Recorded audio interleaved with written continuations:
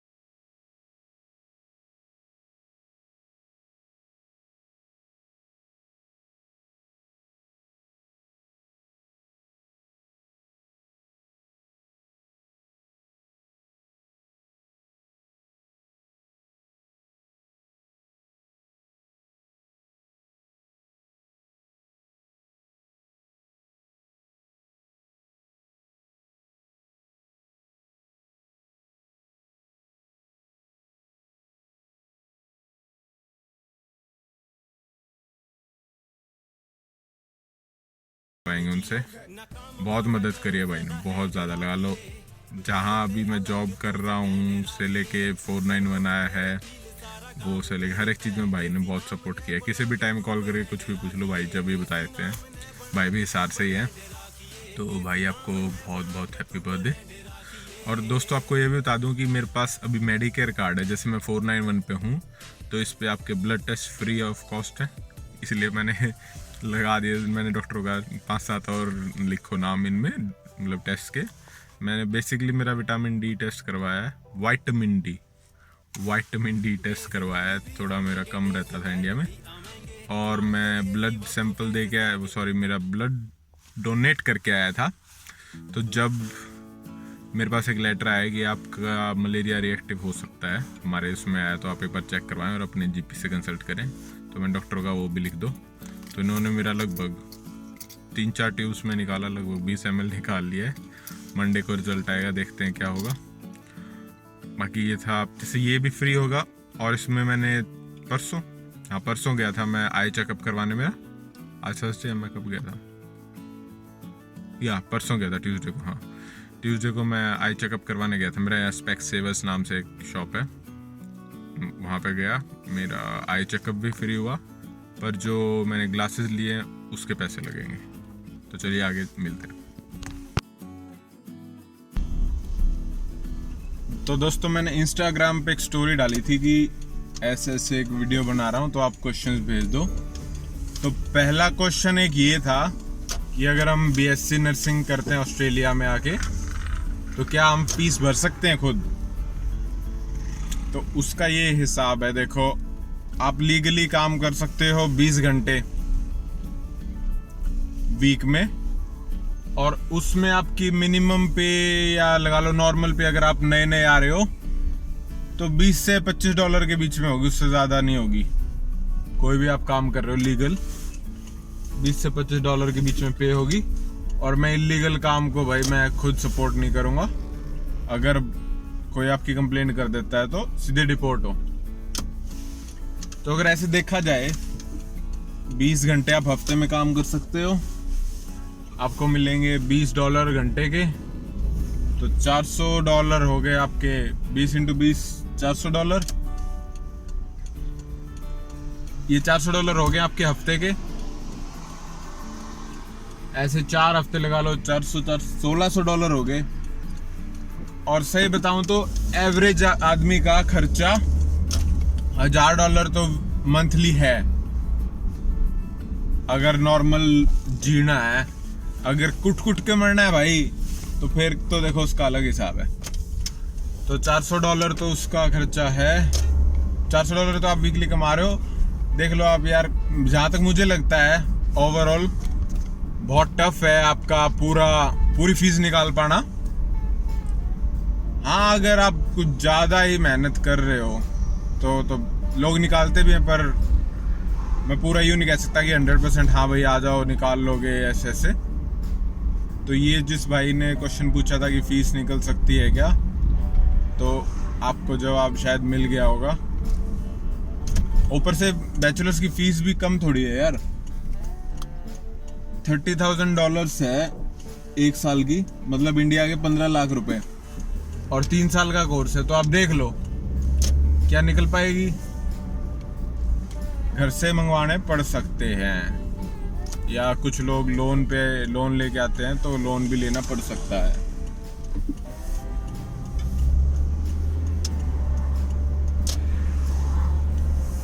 तो ये तो था भाई बैचलर्स के लिए आप पूछ रहे थे फीस का।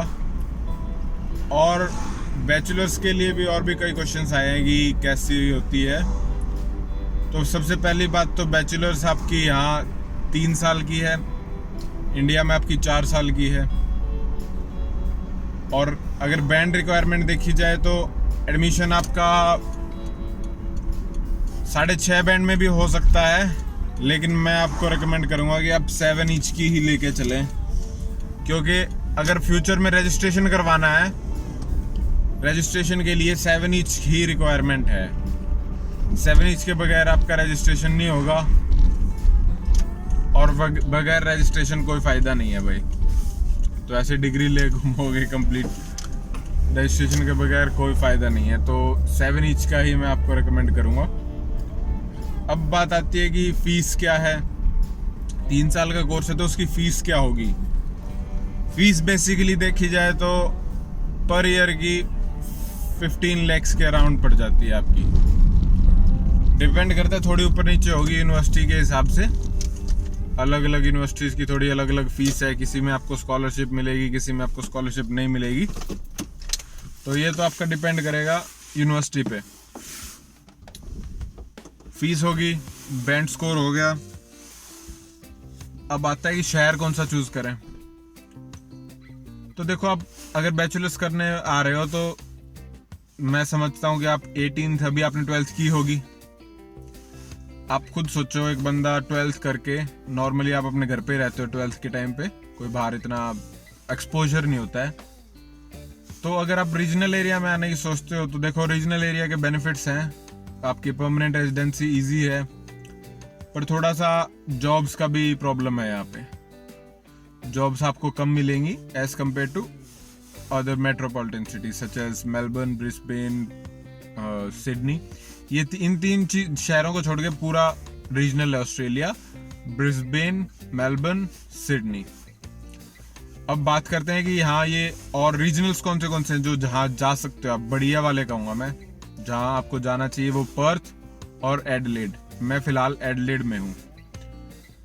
अब यूनिवर्सिटीज कौन सी हैं। अगर मैं एडिलेड की ही बात करूँ, साउथ ऑस्ट्रेलिया स्टेट है ये। जैसे अपने कंट्री में अलग अलग स्टेट होते हैं, वैसे ये साउथ ऑस्ट्रेलिया है। उसमें मेन शहर लगा लो आप, अपने इंडिया के हिसाब से कैपिटल लगा लो, तो वो एडिलेड है। एडिलेड में यूनिवर्सिटीज 3 यूनिवर्सिटीज हैं जो बैचलर ऑफ नर्सिंग करवाती हैं। पहली है फ्लिंडर्स, दूसरी है यूनी ऑफ एडिलेड, तीसरी है यूनिवर्सिटी ऑफ साउथ ऑस्ट्रेलिया। तीनों की फीस अराउंड सेम हो सकती है। यूनिवर्सिटी ऑफ एडिलेड की फीस थोड़ी ज़्यादा हो सकती है, क्योंकि वो ऑस्ट्रेलिया के टॉप 8 यूनिवर्सिटीज़ में आती है, तो उसकी फीस थोड़ी हाई होने के चांसेस हैं। आप प्लीज़ उनकी वेबसाइट पर जाके चेक करें। और अगर आपको कंफर्म करनी है कोई भी बात, मैं फिर से कहता हूँ कि किसी माइग्रेशन एजेंट या कोई भी एजुकेशन एजेंट है जो वीज़ा लगवाते हैं, उनसे कंफर्म करें। मैं कोई एजेंट नहीं हूँ, तो मैं सिर्फ आपको बता रहा हूँ कि जो मुझे मेरे दोस्तों से इन्फॉर्मेशन मिली है। ना ही मैंने यहाँ भी बैचलर्स की है, मैं एक खुद यहाँ पे नर्स हूँ। प्रेजेंटली 491 वीज़ा पे है। तो ये आपकी है साउथ ऑस्ट्रेलिया की, मैंने आपको यूनिवर्सिटीज़ बता दी हैं। साउथ ऑस्ट्रेलिया में 3 यूनिवर्सिटीज़। अब ऐसे ही हम देखते हैं अगर नॉर्दर्न टेरिटरी, जहाँ पे डार्विन है, वो भी रीजनल है, लेकिन वो थोड़ा ज़्यादा रीजनल हो जाता है। उसमें चार्ल्स डार्विन नाम से यूनिवर्सिटी है। अब अगर हम देखते हैं तस्मानिया, तस्मानिया में यूनिवर्सिटी ऑफ तस्मानिया नाम से एक, ये रीजनल जगह बता रहा हूँ मैं आपको। पर्थ में भी 2-3 है, एडिथ कोव नाम से है, स्टुअर्ट है।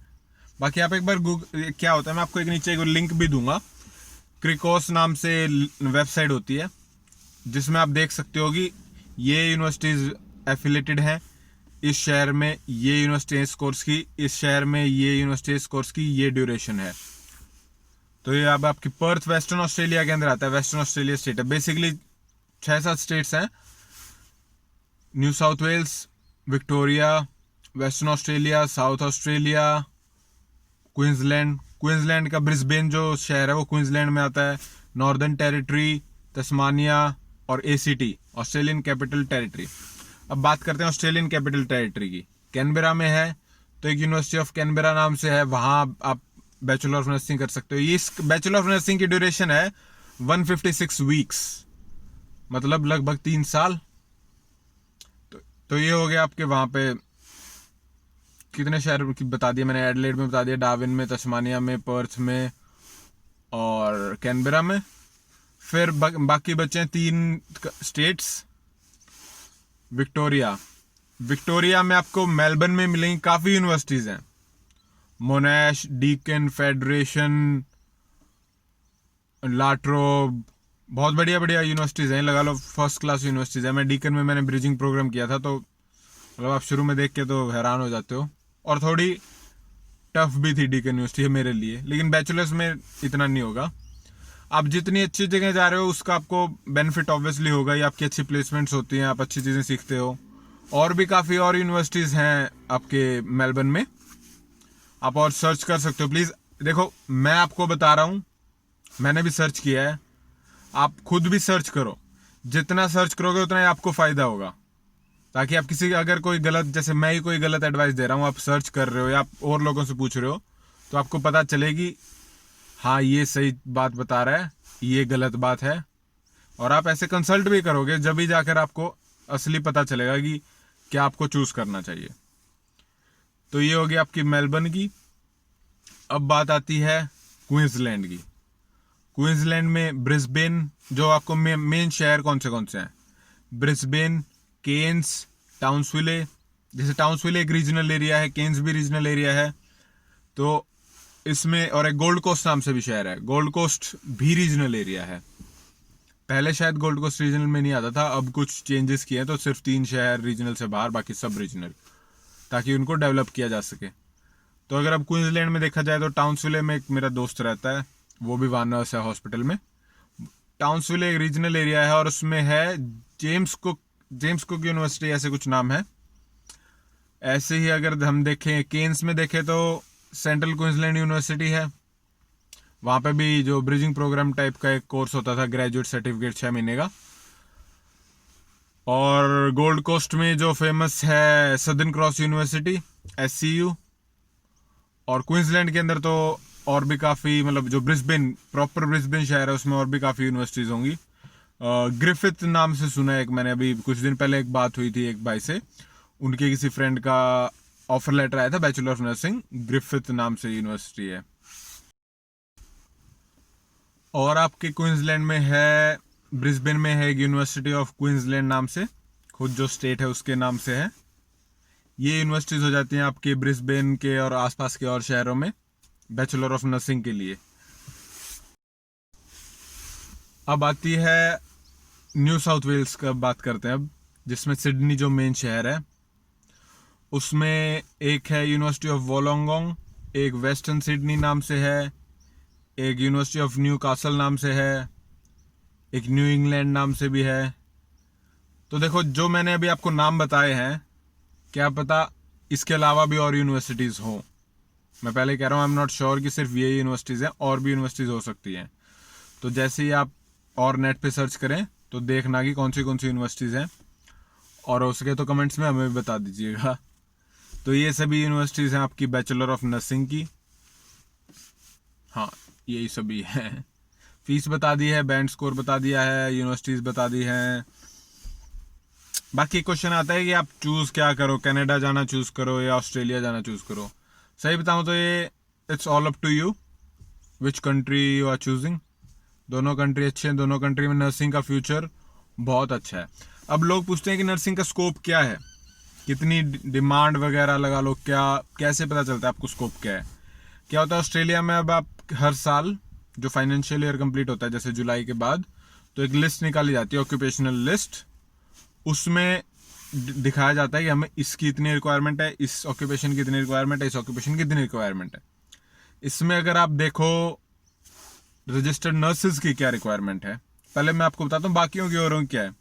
अकाउंटेंट वगैरह, आईटी प्रोफेशनल, जितने भी आपके और प्रोफेशन हैं, सबकी मैक्सिमम, किसी के 1000, किसी के 5000, किसी की मैक्स टू मैक्स कह रहा हूँ मैं आपको 7 से 10,000 होगा, उससे ऊपर कोई नहीं होगा। और अगर आप उसी लिस्ट में नर्सिस की रिक्वायरमेंट देखो तो अराउंड 17,000 है। और ये हर साल इतनी ही कुछ रहती है, 16 से 17,000 के बीच की रिक्वायरमेंट रहती है। तो आप सोच सकते हो जो सबसे ज़्यादा रिक्वायर्ड है यहाँ पे नर्सेस, तो ऑब्वियसली डिमांड भी है, और अगर रिक्वायर्ड है तो जॉब्स भी होंगी। तो आप समझ सकते हो कि स्कोप क्या है यहाँ पे। अब एक भाई का मैसेज आएगी, चलो मैं बैचलर ऑफ नर्सिंग कर लेता हूँ उसके बाद, या मास्टर ऑफ नर्सिंग कर लेता हूँ उसके बाद पीआर का क्या होगा, पीआर कितना श्योर है कि पीआर होगा। तो मैंने उसको कहा भाई श्योरिटी तो आपको ज़िंदगी की भी नहीं है। तो आप पीआर मोस्टली देखो, अगर आप इतने है डिमांड तो चांसेस ज़्यादा हैं, पर कोई टाइम ड्यूरेशन किसी को कुछ नहीं पता होता। तो ये था आपके बैचलर ऑफ नर्सिंग के बारे में। और ये कुछ पूछते हैं कि क्लासेस कितने दिन लगती हैं। क्लासेस अराउंड 3 से 4 दिन होंगी। उनमें से कोई आपकी क्लिनिकल होगी, कोई आपकी थियोरेटिकल होगी। वो आपको सब कुछ आपको चूज़ भी करनी होंगी, आप कौन से दिन अवेलेबल हो, जैसे आपकी जॉब भी होगी ऑब्वियसली। तो Saturday Sunday I don't think any class will be there. So these are the days, around 3 to 4 days. Weekdays लगा लो, मंडे टू फ्राइडे के बीच में होंगी आपकी क्लासेस। और एक क्वेश्चन पूछा था एक भाई ने इंस्टाग्राम पे, जो अभी स्टोरी डाली थी उसमें आया था कि cost of bridging course in Australia. तो भाई पहली बात तो अगर आप अब अप्लाई करते हो तो आपको ब्रिजिंग कोर्स में सीट नहीं मिलेगी, क्योंकि अब थोड़े चेंजेस आ गए रूल्स में। तो ब्रिजिंग कोर्स सिर्फ उन्हीं को मिलेगा जिनके पास रेफरल लेटर होगा। अगर आप 21 फरवरी 2020 के बाद अप्लाई करते हो तो आपको ओबीए मिलेगा। मैंने ओबीए पे एक वीडियो डाल रखी है स्पेशली, तो आप वो वीडियो देखना। बाकी अगर है आपके पास रेफरल लेटर तो उसकी फीस है अराउंड 8.5 लाख रुपए है ब्रिजिंग कोर्स की फीस। हाँ, 8.5 लाख रुपए के आसपास आपकी ब्रिजिंग कोर्स की फीस है। $17,000 इंडियन में 8.5 लाख रुपए के आसपास आप लगा लो। अभी डॉलर तो ऊपर चला गया, वैसे $54 रुपीज़ का $1 हो गया।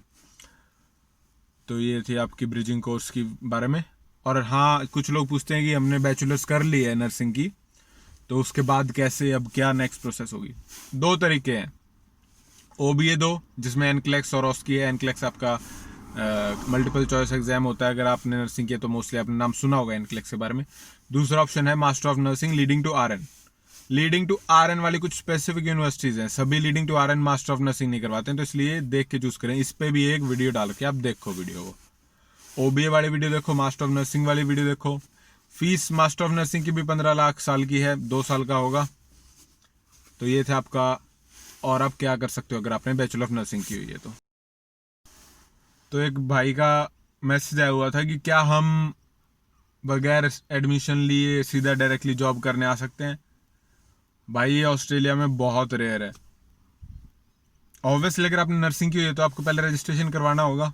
रजिस्ट्रेशन के लिए आपको यहाँ आना होगा, आने के लिए आपको एडमिशन लेना होगा। उसके बाद आपके डिपेंड करते हैं आपके पॉइंट्स कितने हैं, उस हिसाब से आप अपनी परमानेंट रेजिडेंसी डाल सकते हो। अगर कम पॉइंट्स है तो पॉइंट्स गेन करने के लिए आपको यहाँ एडमिशन लेना होगा।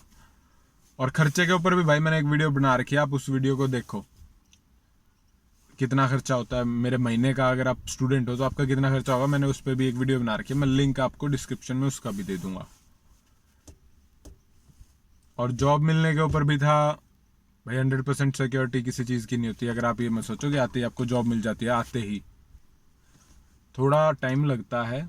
मुझे भी लगा, चलो मुझे तो भगवान की दया से जल्दी मिल गई, इतना टाइम नहीं लगा, पर टाइम लगता है ऑब्वियसली यार। अगर आप गांव से शहर में मूव हो रहे हो तो आपको वहाँ पे भी टाइम लगता है चीज़ को, सारी चीज़ सेट होने में। यहाँ पे तो आप शहर छोड़ो, आप देश का देश चेंज कर रहे हो।